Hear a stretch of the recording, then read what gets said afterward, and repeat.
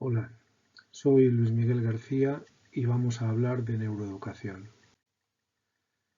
En primer lugar, tenemos que intentar precisar de qué estamos hablando. Recientemente se utiliza el prefijo neuro en relación a muchos procesos, a muchas actividades, y no siempre existe una justificación para su uso.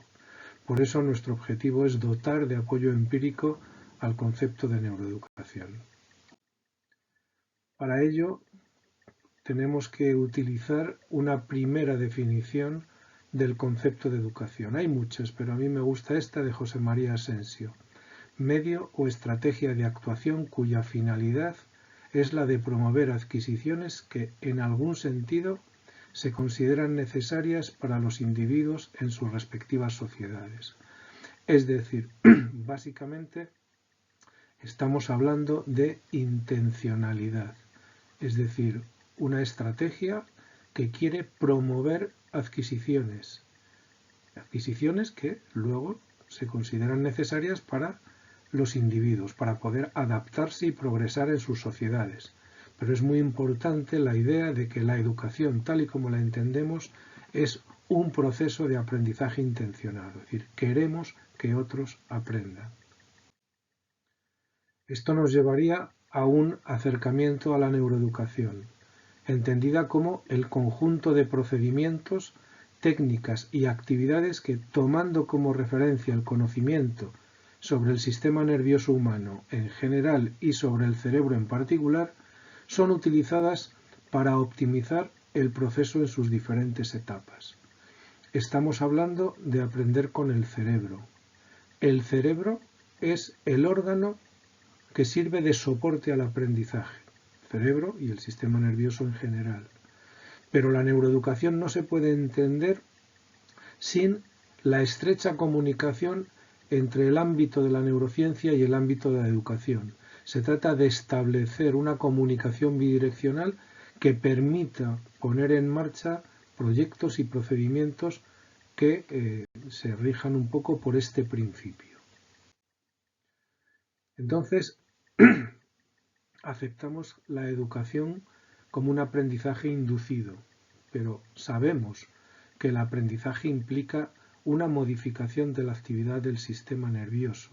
Es decir, cada vez que aprendemos cualquier procedimiento de aprendizaje, cualquier sistema de aprendizaje, se está produciendo una modificación en la estructura y la actividad del sistema nervioso.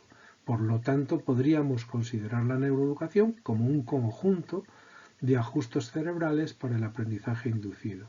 Es decir, vamos a trabajar en la dirección de provocar una serie de modificaciones en la conectividad y la funcionalidad del cerebro para soportar determinados aprendizajes que nos interesan. Hay que tener en cuenta que aspectos como la lectura, la escritura, el habla, el razonamiento, el establecimiento de vínculos, las relaciones sociales, el crecimiento personal, todo esto son procesos cerebrales. Y esos procesos cerebrales se van a asentar sobre las redes neuronales de nuestro sistema nervioso. Por lo tanto, es necesario conocer ese sistema para poder trabajar con él. La neuroeducación es una disciplina relativamente joven y se enfrenta a numerosos problemas para ser aceptada de manera consensuada, de manera generalizada. Y estas tres dificultades provienen de tres ámbitos o tres campos diferentes. En primer lugar, en general, como consecuencia del abuso del prefijo neuro y de la idea de lo científicamente probado. Continuamente estamos escuchando propuestas educativas que llevan la coletilla de científicamente probado o determinadas referencias poco concisas y poco precisas a supuesta investigación neurocientífica que no siempre se corresponden con la realidad. Entonces nos enfrentamos al ámbito de los neuromitos, que son directamente falsedades o verdades modificadas acerca del funcionamiento cerebral. Y algunos de ellos tremendamente arraigados en la comunidad educativa, ya no solo en la población en general, que podía ser más comprensible, sino en la comunidad educativa. por otro lado, otra segunda fuente de problemas proviene desde la propia psicología. La psicología considera innecesario el concepto de neuroeducación, puesto que ellos apelan a la psicología educativa, que efectivamente tiene una amplia tradición en el ámbito psicológico. Sin embargo, un problema al que se enfrenta la psicología es que en muchas ocasiones a lo largo de su historia ha hecho o ha planteado modelos explicativos para los procesos cognitivos, incluido el aprendizaje, que tenían una estructura causal más o menos aceptable, pero sin un apoyo empírico neurológico que pudiera sustentar esas afirmaciones. La llegada de las técnicas de neuroimagen han obligado a muchos de estos modelos a replantearse, a restablecer un nuevo enfoque, dado que el planteamiento inicial no correspondía con lo que sabemos acerca del funcionamiento cerebral. Entonces, en ese sentido, la neuroeducación supondría un paso a más de lo que ha venido haciendo la psicología educativa para dotar de un apoyo empírico a determinadas afirmaciones, a determinados planteamientos, a determinados procedimientos que de otra manera se seguirían utilizando y se seguirían divulgando sin tener ese soporte mínimamente necesario para poder defender científicamente esas ideas. Y el tercer bloque de dificultades proviene de los propios ámbitos implicados, la neurociencia y la educación. Dentro de estos ámbitos hay muchos profesionales que consideran que estamos hablando de diferentes procesos que efectivamente tienen un gran paralelismo, pero que no hay puentes o no hay puntos de convergencia a partir de los cuales empezar a trabajar. Y hay algo de cierto, efectivamente, neurociencia y educación han progresado en paralelo y necesitándose mutuamente, pero todavía no se han establecido vínculos de trabajo, vínculos de investigación que puedan hacer progresar de manera interactiva estos procesos. Una de las dificultades puede venir del hecho de que en neurociencia los niveles explicativos del comportamiento humano pueden variar mucho, desde el nivel molecular al nivel conductual, incluso social.